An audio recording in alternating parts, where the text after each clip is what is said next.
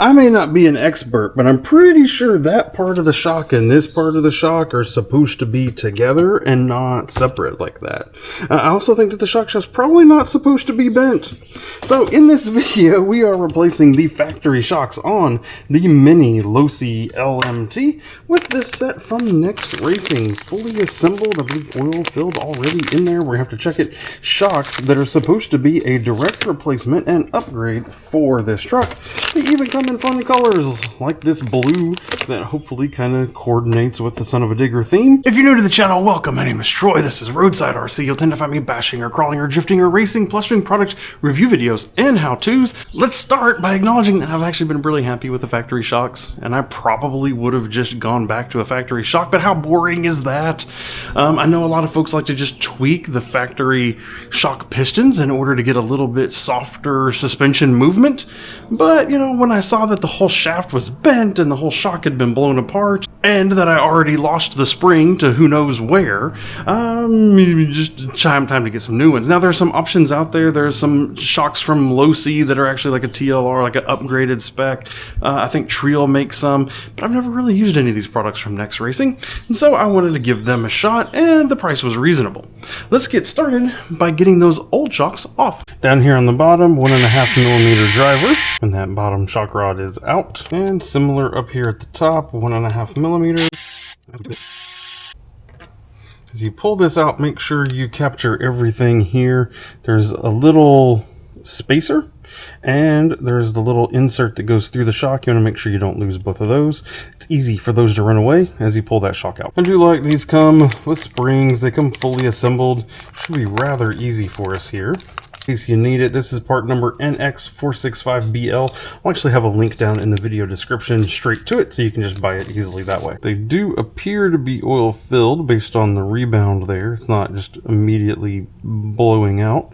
We could check that. The shock bodies are nicely machined with adjustable shock collars on them. Shock caps here, nice blue with a little, ground on the end there so you can see the aluminum. These things overall, they feel great. Nice and smooth acting. Now there is some hardware here. It does come with some little standoffs if you need it. It does come with some extra screws. I'm hoping we can just put all the factory stuff right back in. It already has inserts on both the top and bottom, so hopefully that means all of this will just bolt straight in.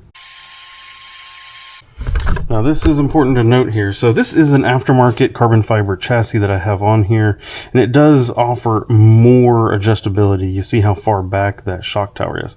Well, these rod ends down here on this shock do not allow as much movement, it appears, as the factory shocks. See, my factory shocks are actually all the way back there and they appear to be fine.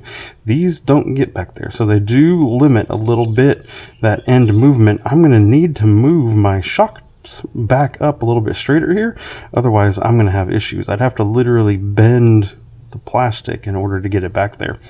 That's not good. So we're going to have to move this shock tower back to kind of more of a factory location. This is much more rearward than it is from the factory, and so that's part of that difference. If you are doing this to a factory chassis, I don't think you're going to have these issues at all. With this shock on, one thing that we'll notice is the shock cap is a little bit different shape than the factory cap, and it actually runs into the shock mount right here, just ever so barely right here, and so it does not allow the screw to go in cleanly from the shock mount through the shock itself. It does bump, and so what we're going to do is we're just going to very simply grab rotary tool and clearance it. I mean, we're talking like a millimeter. With that small amount of clearancing, the shock then comes in here very easily. And note, we still do have some front and rear movement here. That's actually the same as the factory shock, and that's why this little itty bitty washer was included there from the factory. It looks like it's the right size to just put right back in there and take up that slack. Ah, those front shocks feel great. Look at that in there. Alright, now as we whirl around to the rear, it should be exactly the same. The screw in the bottom, screw in the top, they come off. Reuse the spacer. We will double check again, just as we talked about, does that shock need to stand back up? So I'll let you know once we get there. Confirming that just like the fronts, you cannot run as much angle with these rod ends that are on there, so I'm going to have to move that shock tower back to kind of, again, more factory location. So all 4 shocks now installed, went on beautifully. I did no preload, I did no adjustments to them whatsoever. One thing I'll notice is they do appear to be a little stiffer, at least initially, than the factory shocks and springs. The factory truck, you could pick it up and it would sink down a little bit lower in there. Is that good? Is that bad? I think it's a tuning tool, as shocks always are. If you are doing bigger, nastier jumps, maybe this is a good thing for you. I think a lot of people want the shocks especially to be a little bit softer. I think the springs might be pretty decent, but we may end up coming back in here just like the factory shocks and drilling out those piston holes a little bit to allow a little bit smoother movement. Feels like the springs are nice, but maybe the oil's a little bit too thick, or those holes are a little bit too small. So more tuning to be done, but I still have some jumps over here, batteries in it, headlights are on. It means mini monster jam time.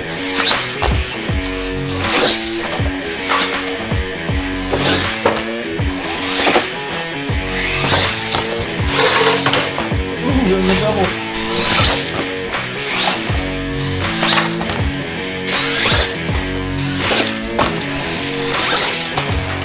That seems to work quite well, actually. So budget-oriented shock upgrade, probably a little tuning, as is typical with any shocks that you get. You're going to at minimum be changing the shock oil and or drilling out those piston holes to tune it to your liking, but also maybe spring rates even. You know, they offer different springs for this truck. It's just kind of normal with any shock. You're going to be tuning it to your liking, but out of the box, these seem to be a nice, easy, direct replacement for the factory shocks. Next steps for me is I want to get this kind of to the track. We have a local track now where they opened up like an indoor carpet track that was allowed for like 18th scale stuff, more for like mini Bs and all that, but running a monster truck around it would be kind of fun. So that's next for me.